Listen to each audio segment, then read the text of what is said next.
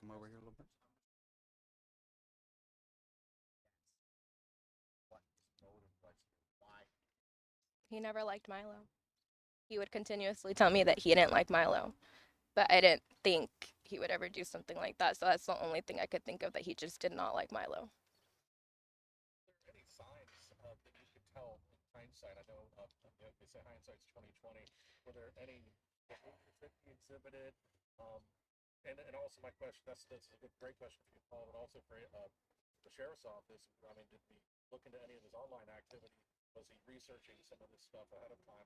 Did we get any indicators? I don't know if he was researching anything, but the scary part to me with all of this is that to me there was no signs. Like, he was well liked. He was a completely sweet boyfriend to me. We hardly like argued. Like, there was no signs for me other than the fact that he didn't like Milo, and I just summed that up to not everyone's a dog person. That he was a perfect boyfriend. That's what makes us so much scarier. And for us as an office, when it comes to doing investigation, the evidence was so abundantly clear, we didn't need to take those extra steps to go look at online activity. There was a lot of subpoenas that we issued. That wasn't necessary because the evidence we had was overwhelming enough. But great question. Sheriff, just given your experience investigating, do you have any doubt that had this person not been caught, that eventually done something to the person? We know from history that a lot of sociopaths, a lot of murders, serial killers, if you look throughout history, they start with animal cruelty. You have to be beyond cruel to harm a defenseless animal, but then try to cover it up like he's the perfect boyfriend to be there to comfort him, knowing that he's the one that took that puppy's life.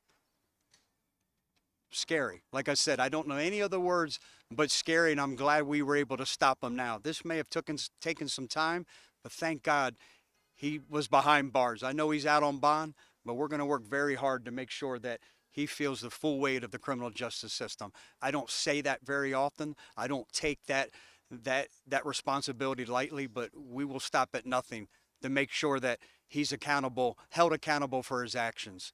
Maybe this will stop him and make him a true believer, and that you can't treat anyone, nonetheless an animal, like you just did.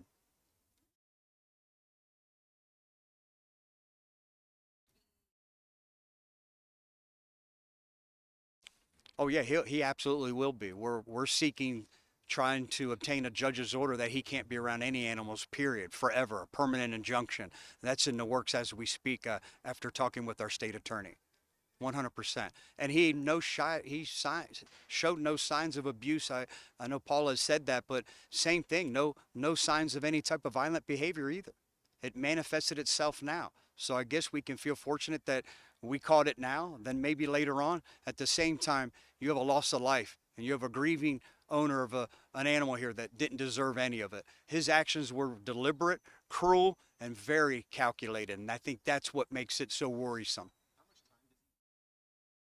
It's a yeah, this is a serious one. This isn't just an animal cruelty case.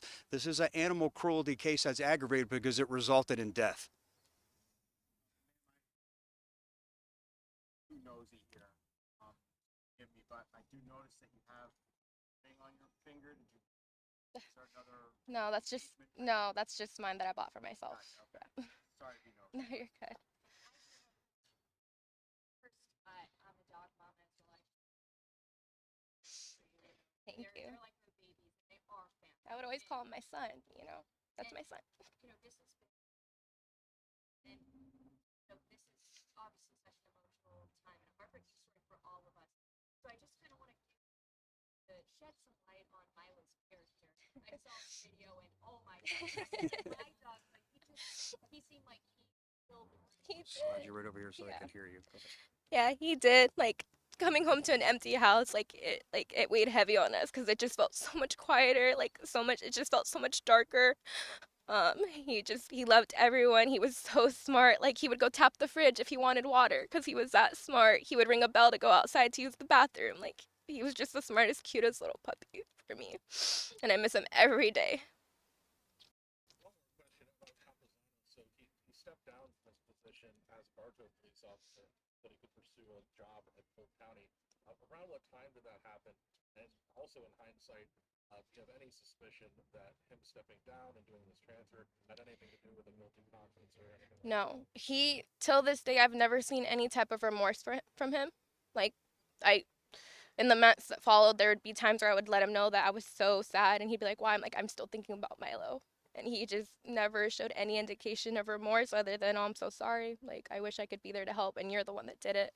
And the reason he stepped down is because he thought he had a job lined up at the sheriff's department. I had put in my case or my police report on December 17th when he already knew that he had a job lined up. So he put in his 2 weeks thinking that he was going to the sheriff's department. Yeah, to answer your question more specifically, this happened May 30th. He didn't step down until December, knowing that he had a start date with the Polk County Sheriff's Office in January. Because he thought Right. yeah, he stepped down because he thought he had a job lined up. So it's not like, "Oh, I did this, let me step down." It's, "Oh, I'm going to the sheriff's, let me put in my 2 weeks."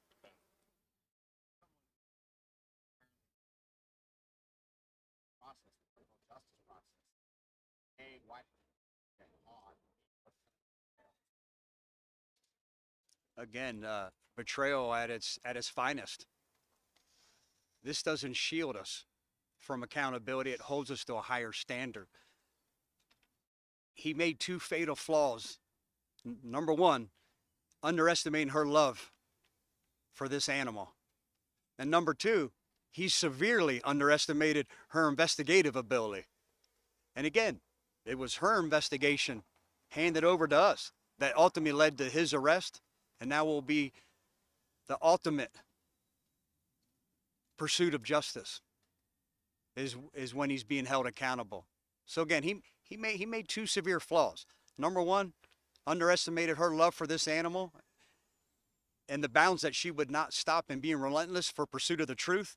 And number two, I've said it several times throughout this interview. Look at all the investigation, the investigator sixth sense that she had to not stop over these several months, knowing that something wasn't right. Something wasn't right, and she stopped at nothing to uncover and reveal the truth. And that's what ultimately led to him being held accountable.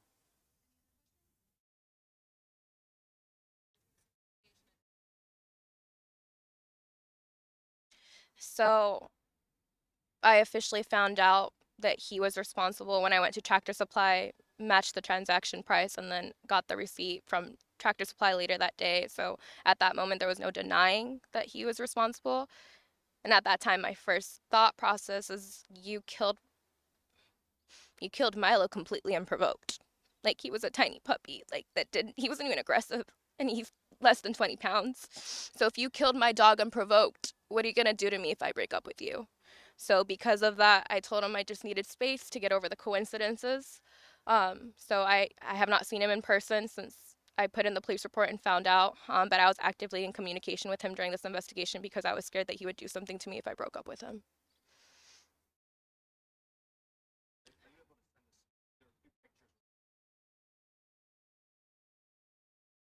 Sure, Yes.